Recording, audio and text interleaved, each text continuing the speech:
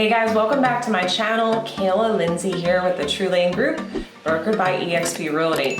Now, today we're going to touch on a topic that a lot of people might find, uncomfortable, unachievable, but we're going to talk about how I made $120,000 in my very first year in real estate.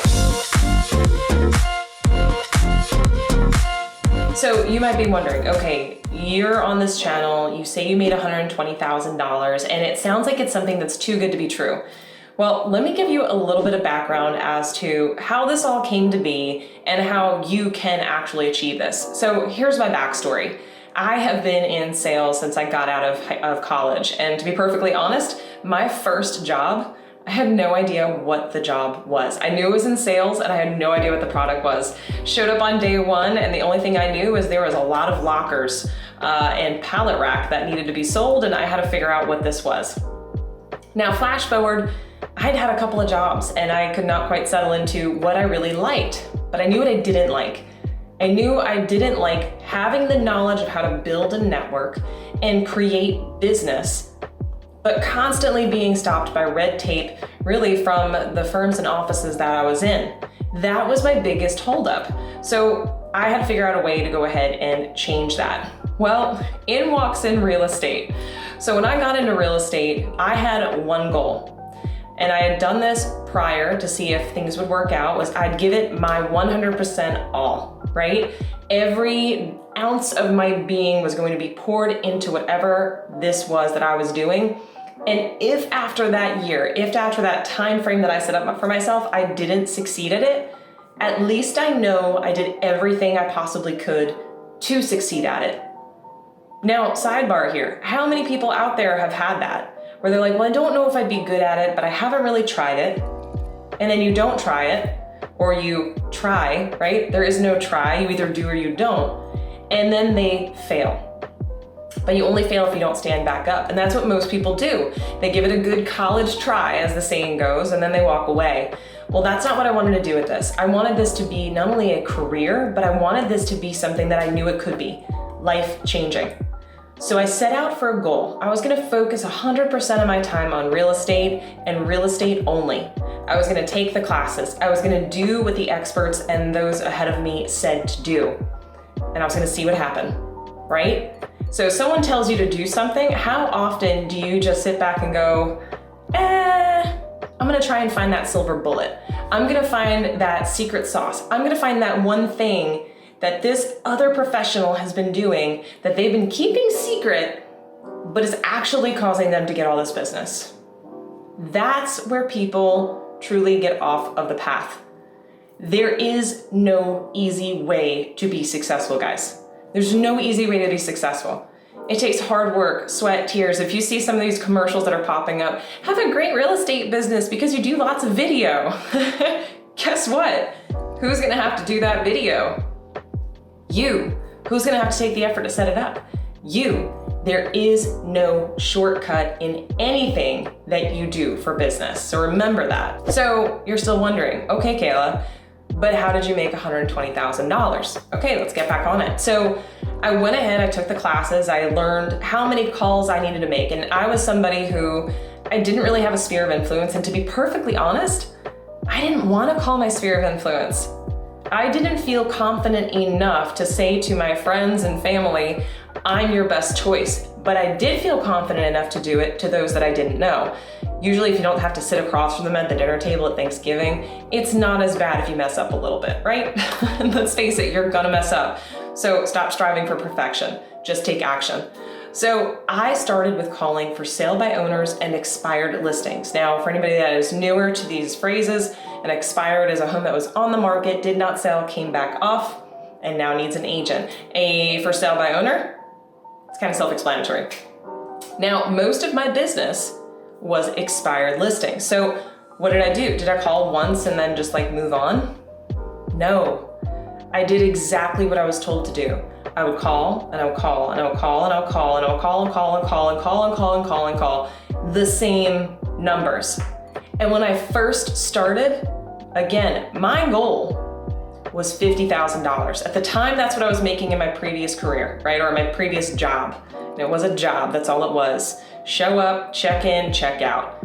50K. I said, if I can make 50K a year, at least matching it, I'll know that I'm headed somewhere with this, okay? So I started putting in the work. Now, here's what ended up happening. It kind of looked like this. It was here, and then all of a sudden it just skyrocketed. But guess what? That little time frame when it was here was months of me actually putting in the work. Now, did I slack off a little bit? Yeah. I was working from home. I didn't have anybody to hold me accountable. So the laundry sometimes looked a little bit more appealing than me actually diving in and doing the calls. But the more consistent I got with time blocking every morning and making those calls, I was starting to make the connections with people. Even if I'd talked to them 4, 5, 6, 7 times, they started to know who I was, and that was part of the key. So the next part of that was making sure I was still calling the people that weren't picking up. Here's the thing. 90% of people are gonna call on the first try, but there's about this many number of people that actually wanna do something in that first call. What happens is, as the days go on and the number of calls or increase, so how many times someone has called, there's less people calling. What I mean by that is by the 12th time you're calling somebody, even if you've never spoken to them, everybody else has already stopped calling. So what does that mean for you? Well, what that means for you is that you have a better opportunity now to get them because they are also now more ready to make a decision. How cool is that? So here I am, month 1, I showed somebody who wanted a rental, and I remember going up to the door and I didn't even know how to open the combination box. I didn't know you had to like call ahead and book it and then get the combo and then be ready. It was a mess, but we got through it. And he felt so bad that he had bad credit and couldn't rent that he asked me what he could do for me. And I immediately thought, do you know anybody that wants to buy or sell? He did. He knew somebody that wanted to buy. They were my very first client. So tick, client number 1. Then about 2 or 3 weeks after that, I got my first listing appointment. And I went out, I literally had my script. Like if you're sitting at the table, I had my script underneath my documents, and I would like pull them up and like read them to the client. Like that's how bad it is. They didn't even care. They didn't know, they had no idea. They chose me as their agent, and I got outside and I'm like, okay, so what now? I literally didn't know what was next. So that would be one of my second lessons for you. Don't be perfect. And the second lesson is, don't worry about knowing what the next step is. Stop worrying about knowing how to do a CMA when you've never set a listing appointment before. Focus on the things that are in front of you, and as you get to those steps, ask for help. There's always someone there to help. There's always gonna be someone to guide you in the way, and there's always YouTube, right?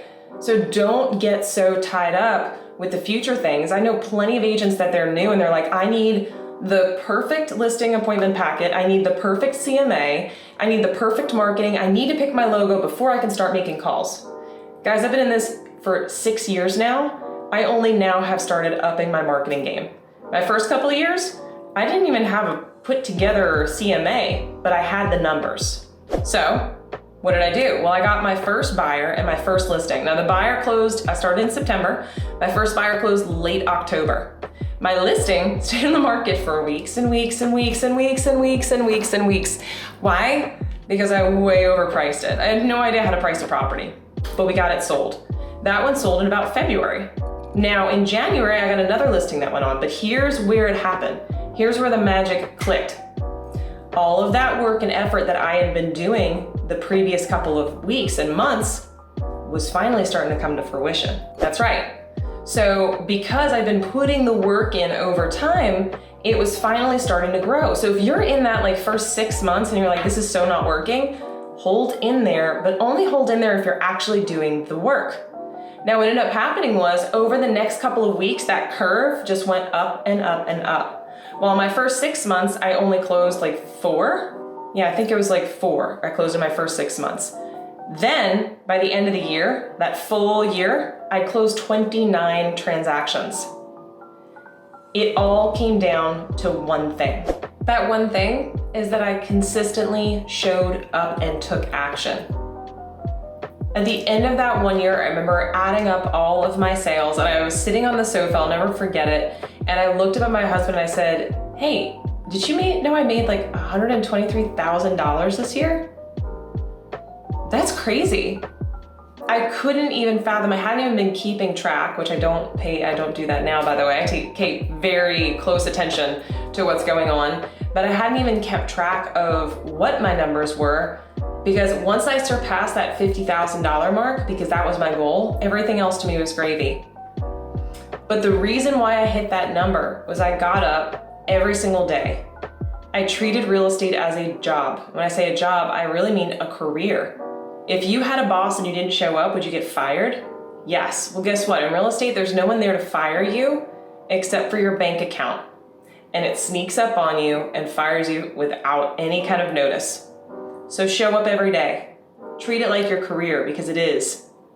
Make sure you're calling people every day. I don't care if it's your sphere. I don't care if you're out door knocking and following up. I don't care if you are calling expireds, FSBOs. You've got to make calls. You have to connect with people.